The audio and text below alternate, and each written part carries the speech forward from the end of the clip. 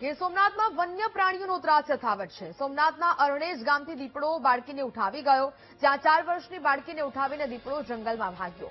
Aranej Anandpur road પાસેની આ ઘટના છે। સ્થાનિકોએ શોધખોળ કરતા જંગલમાંથી બાળકીનો મૃતદેહ મળી આવ્યો છે। ફરી એક વખત આ ઘટના સામે આવી છે કે જ્યાં વન્ય પ્રાણીઓના ત્રાસ યથાવત જોવા મળી રહ્યા છે। અરણેજ આનંદપુર રોડ પાસે આ સમગ્ર ઘટના બની કે જ્યાં 4 વર્ષની બાળકીને દીપડો ઉઠાવી ગયો, જ્યાં જંગલમાંથી આ બાળકીનો હાલ મૃતદેહ મળી આવ્યો છે। અરણેજ આનંદપુર રોડ પાસે આ સમગ્ર ઘટના બની છે। વન્ય પ્રાણીઓનો ત્રાસ સતત યથાવત જોવા મળી રહ્યો છે અને જેને કારણે સ્થાનિકોમાં પણ રોષ જોવા મળી રહ્યો છે। 4 વર્ષની બાળકીને દીપડો ઉઠાવી ગયો ને ત્યારબાદ હવે જંગલમાંથી આ બાળકીનો મૃતદેહ મળી આવ્યો છે।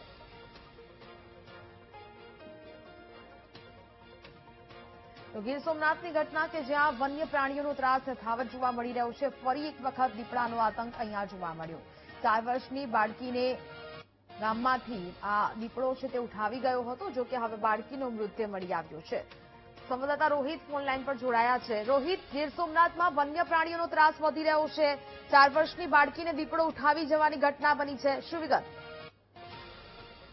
કોડીનાર તાલુકાનો અરણેજ ગામ છે, જ્યાં વાડી વિસ્તારની અંદર રાત્રિના સમયે બનાવ બન્યો હતો।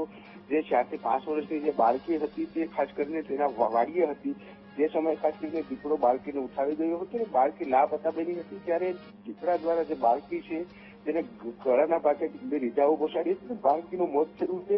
ત્યારે આખા સમગ્ર પંથકની અંદર જે દીપડાઓનો જે ત્રાસ વધી રહ્યો છે તેને લઈને ખેડૂતો છે તેની અંદર ભયનો માહોલ છે। બિલકુલ, જાણકારી બદલ આભાર।